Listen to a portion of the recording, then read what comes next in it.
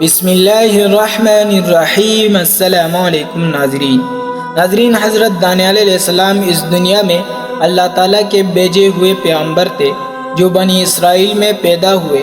آپ 457 قبل مسیح میں بیت المقدس میں پیدا ہوئے تھے۔ حضرت دانیال علیہ السلام کے والدین کے بارے میں بعض محققین نے لکھا ہے کہ آپ یہودا کے نسل میں سے تھے جو بنی اسرائیل کا بڑا خاندان تھا۔ حضرت دانیال علیہ السلام بہت شریف انسان تھے۔ دانیال کے لغوی معنی ہے کہ خدا میرا قاضی ہے۔ اس طرح کچھ عرصہ گزر جانے کے بعد جب حضرت دانیال علیہ السلام جوان ہوئے تو وہاں بدترین زمانہ تھا۔ لوگ بدکاریاں، ظلم و ستم اور بے انصافی کرتے تھے، یہاں تک کہ اللہ تبارک و تعالیٰ کو بھول چکے تھے اور اللہ تعالیٰ کے حکم کی نافرمانی کرنے لگے۔ لہٰذا اللہ تبارک و تعالیٰ کا عذاب بنی اسرائیل پر بخت نصر بادشاہ کی شکل میں نازل ہوا۔ بخت نصر ایک گھٹیا قسم کا انسان تھا۔ وہ ایک دن یہودا ریاست پر حملہ آور ہو گیا اور یہودیوں کا عبادت خانہ جہاں وہ عبادت کرتے تھے، جس کو ہیکل سلیمانی بھی کہتے ہیں، ہیکل سلیمانی کو تباہ و برباد کر ڈالا۔ حضرت دانیال علیہ السلام کا یہ کہنا تھا کہ بنی اسرائیل چونکہ زناکاری اور بدکاریاں کرتے ہیں اس لیے انہیں خدا کی طرف سے یہ سزا کے طور پر حاصل ہو رہا ہے۔ اس لیے اللہ تبارک و تعالی ظلم کے لیے بالکل صحیح راستہ اختیار کرتا ہے۔ اس بخت نصر بادشاہ نے سب کچھ تباہ و برباد کر دیا اور جو لوگ باقی بچ گئے انہیں قیدی بنا لیا۔ قیدیوں میں حضرت یرم اور حضرت دانیال علیہ السلام بھی شامل تھے۔ 421 قبل مسیح میں بخت نصر نے ایک ایسا خواب دیکھا کہ ایک بت ہے جس کا سر سونے کا ہے اور درمیانی حصہ چاندی اور نچلے والا حصہ تانبے کا ہے اور ٹانگیں لوہے کی بنی ہوئی ہے۔ اس بت پر آسمان کی طرف سے ایک پتھر گرا اور اس بت کو چور چور کر دیا اور اس کے اجزاء آپس میں مل گئی اور وہ پتھر اتنا بڑا ہو گیا کہ تمام زمین اس سے بھر گئی۔ بخت نصر نیند سے جھونک اٹھا اور فکر مند ہونے لگا۔ اس نے وہاں کے نجومیوں کو بلا کر اپنے اس پر اسرار خواب کی تعبیر دریافت کرنا چاہا، لیکن ایسے خواب کی تعبیر کوئی نہ جانتا تھا اور نہ ہی کوئی بتا سکتا تھا۔ اس کے بعد حضرت دانیال علیہ السلام سے اس خواب کی تعبیر پوچھی گئی۔ اللہ تبارک و تعالی نے حضرت دانیال علیہ السلام کو خوابوں کی تعبیر کا علم عطا کیا تھا، لیکن حضرت دانیال علیہ السلام اس وقت کے خانے میں قیدیوں کے ساتھ بند تھے۔ لہٰذا بادشاہ نے حکم دیا کہ جاؤ اور دانیال کو میرے سامنے پیش کرو۔ چنانچہ حضرت دانیال علیہ السلام بخت نصر کے سامنے پیش کیا۔ اس وقت بادشاہ کے سامنے پیش ہونے والا شخص بادشاہ کے سامنے سجدہ کرتا تھا، لیکن جب حضرت دانیال علیہ السلام بخت نصر کے سامنے آیا تو آپ نے سجدہ کرنے سے انکار کر دیا اور فرمایا کہ اللہ تبارک و تعالیٰ کے ذات کے علاوہ کسی کے سامنے سجدہ کرنا جائز نہیں۔ تو اس پر بادشاہ نے کوئی بات نہ کی کیونکہ اس نے ابھی اپنے خواب کی تعبیر جاننی تھی۔ اس کے بعد بادشاہ نے اپنا خواب بیان کیا تو خواب سننے کے بعد آپ علیہ السلام نے فرمایا، اس بت میں جو تم نے سونے کا سر دیکھا وہ تم خود ہو اور تیرے بعد ایک اور سلطنت قائم ہوگی جو تجھ سے کئی گنا چھوٹی ہوگی، اور اس کے بعد ایک اور حکومت تانبے کی ہوگی جو تمام زمین پر قبضہ کریں گی، اور چوتھی سلطنت لوہے کی مانند مضبوط ہوگی۔ اور جو تم نے دیکھا کہ اس بت کے پاؤں کچھ مٹی اور کچھ لوہے کی تھی، سو اس سلطنت میں تفرقہ ہوگا، اور ان بادشاہوں کے ایام میں اللہ تبارک و تعالیٰ ایک سلطنت برپا کرے گا جو ہمیشہ قائم رہے گی۔ پھر حضرت دانیال علیہ السلام نے فرمایا، جلد ہی تیری حکومت کا خاتمہ ہوگا اور دوسرے اقوام یعنی پارس، رومی، یونانی وغیرہ غالب آ جائیں گے۔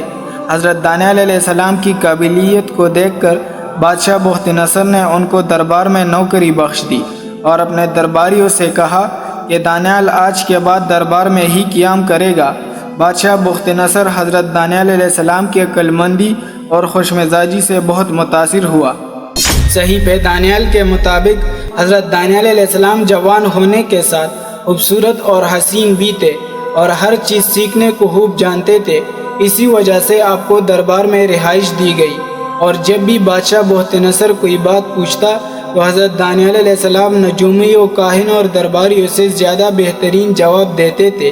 آپ سادہ اعضاء اور پانی پر گزر بسر کیا کرتے تھے، لیکن پھر بھی آپ علیہ السلام وہاں رہنے والے لوگوں سے زیادہ طاقتور اور صحت مند تھے۔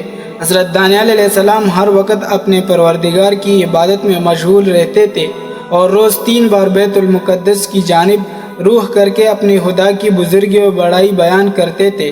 کچھ عرصہ گزر جانے کے بعد پھر بادشاہ بہت نصر کو وہی خوفناک خواب روز آنے لگے۔ اس نے پھر حضرت دانیال علیہ السلام کو بتایا تو اس پر حضرت دانیال علیہ السلام نے فرمایا کہ تیری حکمرانی محفوظ رہ سکتی ہے اگر تو اللہ تبارک و تعالیٰ پر یقین کرے۔ پھر حضرت دانیال علیہ السلام نے بادشاہ سے فرمایا کہ غریبوں کے لیے اپنے خزانے کھول دو، یتیموں کی مدد کرو اور صدقہ خیرات کرو، جس سے اللہ تبارک و تعالیٰ تم پر آنے والے آفت کو ختم کرے گا۔ لہٰذا بخت نصر نے ایسا ہی کیا جس طرح حضرت دانیال علیہ السلام نے اسے نصیحت کی تھی۔ اس بادشاہ نے بنی اسرائیل کی بہت مدد کی، جس سے بنی اسرائیل کا ایک شخص بھی غریب نہ رہا۔ لہٰذا بخت نصر بادشاہ پر آنے والا عذاب ختم ہو گیا اور سب حالات ٹھیک ہو گئے۔ 397 قبل مسیح میں بادشاہ بخت نصر کی موت ہو گئی۔ مورخین نے لکھا ہے کہ حضرت دانیال علیہ السلام کی مثال حضرت یوسف علیہ السلام کی طرح ہے۔ آپ حضرت یوسف علیہ السلام کی طرح قیدی بنا کر دوسرے ملک میں لائے گئے تھے اور دونوں کو ہی خواب کی تعبیر کے علم سے سرفراز کیا گیا تھا۔ اس وقت میں اگر حضرت یوسف علیہ السلام نہ ہوتے تو پورا مصر تباہ اور برباد ہو جانا تھا۔ بالکل اسی طرح اگر حضرت دانیال علیہ السلام نہ ہوتے تو بابل جہاں بخت نصر بادشاہ رہتا تھا تباہ و برباد ہو چکا ہوتا۔ بادشاہ بخت نصر کے مرنے کے بعد اس کا بیٹا بالشازار بادشاہ بنا۔ یہ انتہائی نالائق اور عیاش بادشاہ تھا۔ دوسرے وزیر جو حضرت دانیال علیہ السلام کے بڑے عہدے کی وجہ سے جلتے تھے، انہوں نے اس نالائق بادشاہ کو حضرت دانیال علیہ السلام کے بارے میں بھٹکانا شروع کر دیا۔ یہی شخص نہ تو تجھے سجدہ کرتا ہے اور نہ تو بابل کے سلطنت کا خیرخواہ ہے۔ وہ تو یہ کہتا ہے کہ جلد ہی بابل کے سلطنت کا خاتمہ ہو جائے۔ لہٰذا اس بادشاہ نے وزیروں کی باتوں کو مد نظر رکھتے ہوئے حضرت دانیال علیہ السلام کو شیروں کے کمرے میں چھوڑ کر قید کر دیا۔ جب حضرت دانیال علیہ السلام نے شیروں کے سامنے خود کو بے بس پایا تو آواز لگائی، اے میرے رب، میں تجھ سے مدد مانگتا ہوں، جس کے سامنے یہ شیر بھی سر جھکا دیتے ہیں۔ اللہ تبارک و تعالیٰ کے حکم سے شیروں نے آپ کو کوئی بھی قسم کا نقصان نہیں پہنچایا۔ روایتوں میں آیا ہے اس وقت حضرت جبرائیل علیہ السلام نازل ہوئے اور شیر فرشتے کو دیکھ کر سہم ہو گئے۔ صبح ہونے کے بعد لوگوں نے قید خانے میں دیکھا کہ حضرت دانیال علیہ السلام ٹھیک ٹھاک اندر موجود ہے اور شیر بھی آرام کر رہے ہیں۔ اب لوگوں کو یقین ہو گیا کہ یہ تو اللہ کے نیک نبی ہے، مگر اب وقت گزر چکا تھا اور خدا کا عذاب قریب آنے والا تھا۔ بابل پر پارس کا بادشاہ سائرس نے حملہ کر دیا اور بخت نصر کا بیٹا غرق ہو گیا۔ اس نے حضرت دانیال علیہ السلام کو قید خانے سے باہر نکالا اور اپنے دربار میں عزت اور احترام سے وزیر مقرر کیا۔ یہ خدا طرز بادشاہ، جس کو تاریخ میں سائرس کے نام سے جانا جاتا ہے، قرآن مجید میں آپ کا ذکر ذوالقرنین کے نام سے موجود ہے۔